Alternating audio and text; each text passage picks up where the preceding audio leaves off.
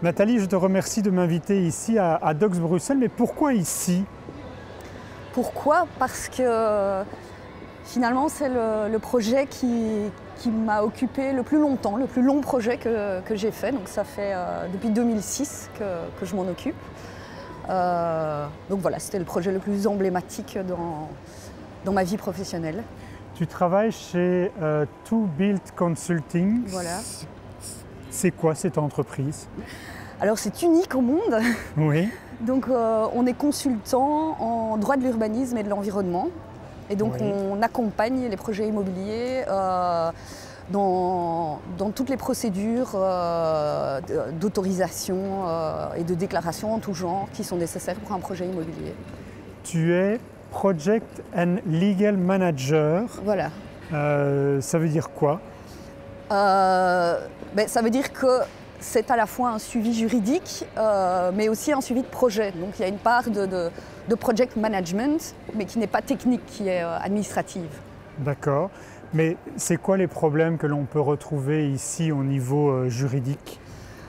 Alors pour un projet comme celui-ci, à cet endroit-ci, les problématiques sont très nombreuses. Il y a les problématiques de mobilité, il y a des questions de patrimoine, des questions de pollution des sols, de gestion de l'énergie, d'urbanisme, de gabarit, de matériaux. Donc c'est très varié. En parlant de patrimoine, Docks Bruxelles est sur un site ce qu'on appelait les entreprises Godin, Oui. de M. Godin, des poêles Godin. Voilà. On voit d'ailleurs sur le sol des traces encore des anciens Oui. bâtiments. Tu as travaillé là-dessus. Il y a un petit musée qui est disponible pour les badauds qui se promènent ici. Tu y as travaillé dessus? Oui, j'ai beaucoup travaillé dessus. Donc, dans le cadre des permis, il y a eu toutes des négociations, des discussions au sein d'un comité d'accompagnement patrimoine où on a d'abord fait des études donc, via des experts en patrimoine pour savoir, pour objectiver quelle était la valeur des bâtiments existants, quels étaient les éléments essentiels, etc. Et puis sur cette base, avec les architectes et les experts patrimoine, on a proposé une manière d'intégrer cette mémoire du patrimoine dans le site, qui ne s'arrête pas à Godin, parce que c'est un site qui existait avant Godin, puisqu'il y avait le bâtiment qui a été maintenu de l'Indiennerie, donc c'est une fabrique d'indiennes de tissus imprimés, qui utilisait l'eau de la Seine qui maintenant est voûtée, mais qui passe le long du bâtiment. Et donc dans le cadre des autorisations, il y a eu toutes les discussions, les négociations, et puis la rédaction d'un engagement unilatéral de la part du promoteur qui s'est engagé à une série de choses qui ont été respectées pour que le projet intègre le patrimoine de la meilleure manière qui soit. Dans toutes tes études, tu as un grand poids ou bien bon, ok, on va te dire, c'est bon Nathalie, on va garder quelques murs de l'Indiennerie et puis le reste on démolit? Non, généralement, nous comme consultants, comme conseillers, on fait un peu le lien, je vais dire, entre le promoteur et l'administration, c'est-à-dire qu'on doit souvent raisonner le promoteur en lui disant mais non, ça c'est impossible à obtenir. Mais et qui t'engage? C'est le promoteur. Donc tu vas taper sur les mains du promoteur qui lui-même t'engage? Oui, parce que ça l'aide à faire un meilleur projet, ça l'aide à pouvoir réaliser son projet, tout simplement. Est-ce que alors après tu as aussi un poids sur l'architecte? Oui, c'est beaucoup de la négociation. Hein. Moi je ne décide pas, je conseille. Je t'attrape en fait ici à la sortie d'une réunion. Le projet Docks Bruxelles, il est déjà sorti depuis pas mal de temps. À quoi servent ces réunions encore? Il y a encore des choses à discuter sur Docks? Oui, tout à fait. Ici, la réunion, c'était l'Observatoire de la mobilité. Donc, dans les permis d'environnement, encore une des choses qu'on a discuté avec les autorités pour intégrer au mieux le projet, c'était de mettre sur pied un observatoire de la mobilité qui examine un rapport annuel chaque année pour voir quelle est la part modale de la voiture, le nombre de cyclistes. Il y a la STIP qui est présente et qui explique les développements prévus autour du site, mais aussi on vérifie que la capacité des transports en commun est suffisante. On voit l'offre de car sharing. Donc on vérifie que toutes les conditions sont là au jour le jour pour la meilleure mobilité possible. Parce que le site évolue également, donc il faut continuer à être présent. Voilà. Et en fait, ici, en l'occurrence, dans les conditions du permis, on impose une certaine part modale de la voiture, un maximum, et donc il faut le vérifier chaque année. On impose, qui impose ça? Donc ce sont les autorités, ici Bruxelles Environnement, qui a imposé que la part modale de la voiture ne dépasse pas 50% après 4 ans d'exploitation. Et si ce n'est pas le cas, qu'est-ce qu'on fait? On empêche les gens de venir en voiture? Si ça n'est pas le cas, il y a toutes sortes de mesures correctrices d'abord qui peuvent être prises, voire des mesures plus coercitives. Il pourrait par exemple diminuer la capacité du parking pour que moins de gens viennent en voiture. Mais bon, on n'en est pas du tout à ce stade puisqu'on est largement en dessous des 50%. Donc tout va bien, tout va bien. Tu as fait quoi comme études? Alors j'ai d'abord étudié le droit. Oui. Parce que je voulais travailler dans le droit de l'environnement. C'est vraiment pour ça que j'ai étudié le droit. Et puis j'ai commencé à travailler comme avocate et j'ai découvert l'urbanisme dans le bureau où je travaillais, qui m'a passionnée. Et donc j'ai aussi étudié l'urbanisme à la faculté d'architecture. Et pourquoi ça te passionne l'urbanisme? Parce que ça construit la ville, ça construit ton quotidien? C'est tout ce qui a trait au cadre de vie, parce que je dis l'urbanisme, mais ça intègre aussi l'environnement, la mobilité. Les espaces verts.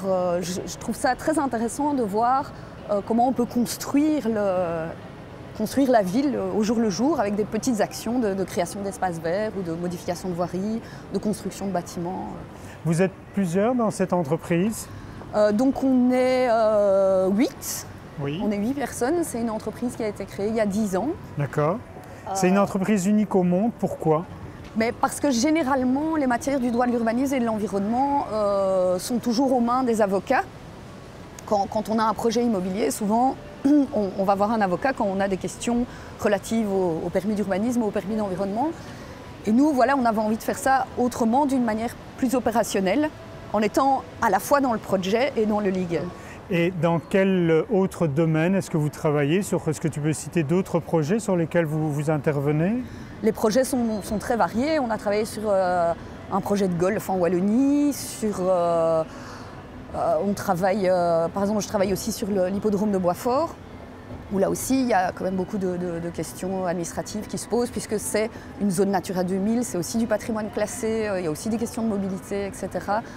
On travaille pour les institutions européennes, et puis parfois on a aussi des tout petits projets de rénovation d'une maison unifamiliale, avec un contexte administratif patrimonial, par exemple, qui peut être complexe. Quelles sont les aptitudes et ce qu'il faut avoir pour faire ton job?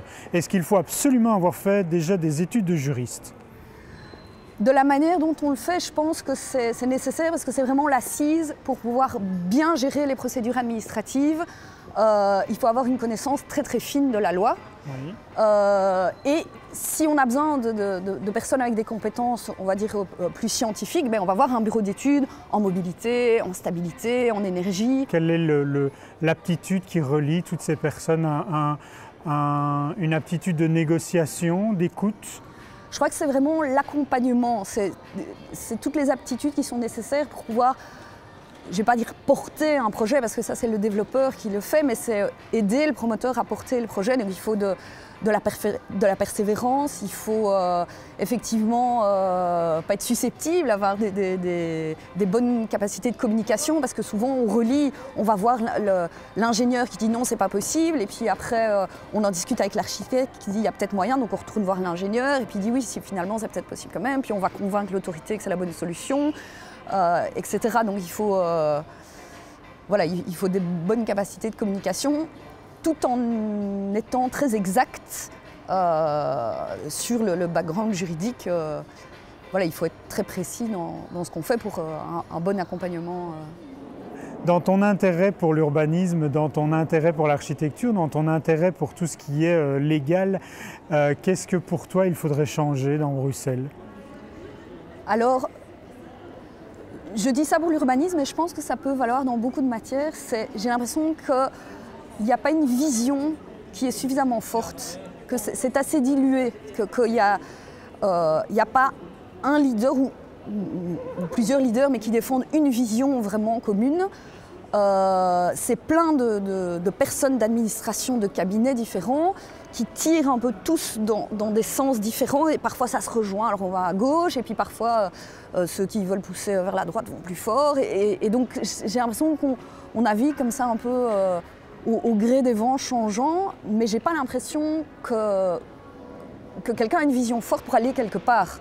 On ne sait pas vraiment où on va et je trouve ça dommage et d'un autre côté je pense que c'est propre aux institutions telles qu'elles sont actuellement, notamment avec le fait que nos politiques doivent faire des coalitions et au fait qu'il y a plein d'administrations qui doivent rendre leur avis et du coup c'est assez difficile aujourd'hui d'avoir une vision forte et de se dire j'y crois et on l'applique.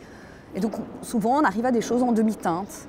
Est-ce que le Bouwmeester, est-ce que Rudy Reuvervoort, est-ce que les différents échevins de l'urbanisme devraient engager To Build Consulting pour avoir une vision, une meilleure vision à long terme et peut-être plus cohérente? Non, nous c'est pas notre rôle, c'est pas ce que fait To Build Consulting d'avoir...